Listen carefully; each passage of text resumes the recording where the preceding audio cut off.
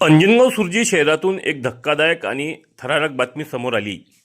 भरदिवसा गजबजलेल्या झंझानपुरा परिसरात दुचाकी स्वार चोरट्यांनी एका दाम्पत्याची बॅग हिसकावून तब्बल 1,30,000 रुपये लंपास केले।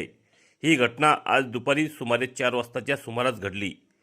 तालुक्यातील मुरादेवी येथील सदानंद विश्वनाथ आंबाडकर आणि त्यांच्या पत्नी यांनी मुलीच्या शिक्षणासाठी सेंट्रल बँक आणि युनियन बँकेतून पैसे काढले होते।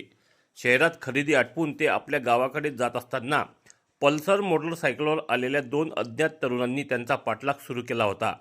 झंझानपुरा मशिदीजवळ संधी साधत चोरट्यांनी आंबाडकर यांच्या पत्नीच्या हातातील पैशाची बॅग जोरात हिसकावली आणि क्षणार्धात दुचाकीवरून वेगाने फरार झाले। बॅगमध्ये 1,30,000 रुपये रोख रक्कम आणि मोबाईल फोन असल्याची प्राथमिक माहिती समोर आली आहे।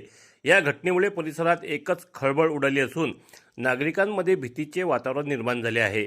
घटनेनंतर आंबाडकर यांनी तत्काळ पोलीस ठाण्यात धाव घेऊन तक्रार दाखल केली आहे।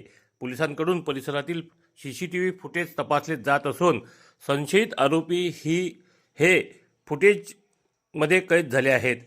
आरोपींची ओळख पटवण्याचे काम युद्धपातळीवर सुरू आहे। ठिकठिकाणी नाकाबंदी करण्यात आली आहे। अज्ञात 2 आरोपी विरोधात गुन्हा दाखल करण्यात आला असून पुढील तपास अंजनगाव सुर्जी पोलीस करीत आहे।